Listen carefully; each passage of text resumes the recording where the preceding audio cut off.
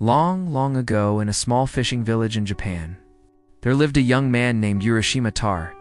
He was handsome, kind, and strong, beloved by his parents and respected by all the villagers. Every day he went out upon the wide blue sea, casting his net to bring back fish, not for himself, but for his poor old father and mother. One summer morning, as he walked along the shore, Urashima saw a crowd of children gathered in a circle. They were laughing, shouting, and striking something on the ground. When he came closer, he saw it was a small turtle, helpless and afraid. The children had caught it and were tormenting the poor creature for sport. Urashima's heart was moved with pity. "Shame on you," he cried. "What harm has this poor turtle done you?" The children hung their heads in shame, and Urashima lifted the little turtle gently, carrying it to the waves. There, he released it back into the sea. That night, as he sat by the shore, the waters stirred, and from the waves rose a great turtle. It bowed before him and spoke, "Noble fisherman, the turtle you saved was none other than the daughter of Ryujin, the dragon king of the sea.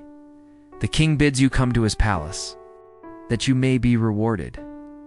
Urashima, astonished yet unafraid, climbed upon the turtle's broad back. Down, down they went beneath the waves, through forests of coral where fishes glittered like jewels and gates of pearl opened before him. At last, they came to Ryujin, the dragon palace. Never had Urashima seen such beauty. The floors were of crystal, the walls of shining shells, and the courtyards filled with trees of coral and blossoms of jewels. There, upon a throne of pearl, sat the Dragon King himself, and beside him was Otohime, the turtle he had saved, revealed in her true form, a princess more lovely than moonlight on the sea. She thanked him with deep bows, and welcomed him to her father's palace. There, for what seemed but a few short days, Urashima feasted on wondrous foods, listened to music sweeter than any song on earth, and walked through gardens where time itself seemed to rest. But at last, Urashima remembered his parents.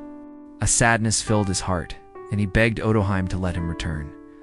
The princess's eyes grew sorrowful, but she placed in his hands a small, ornate box, tied with silken cords.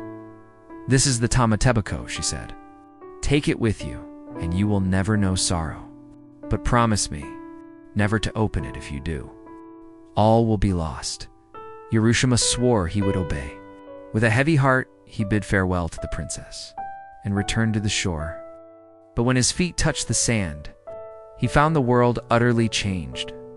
Where once had stood his home, there were strangers' houses. The rice fields lay wild and overgrown. The villagers he asked did not know his name.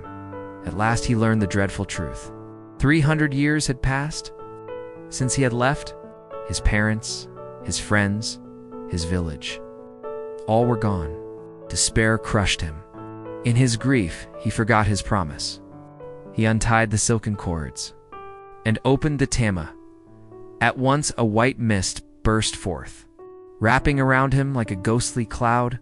When it cleared, Urashima's black hair had turned white, his strong back bent with age, and in the space of moments, the young fisherman had become a feeble old man.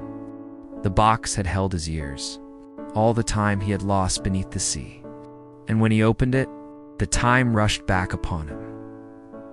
Thus ends the tale of Urashima Tarō, the fisher lad who journeyed to the Dragon Palace and learned that joy and sorrow are as fleeting as the waves of the sea.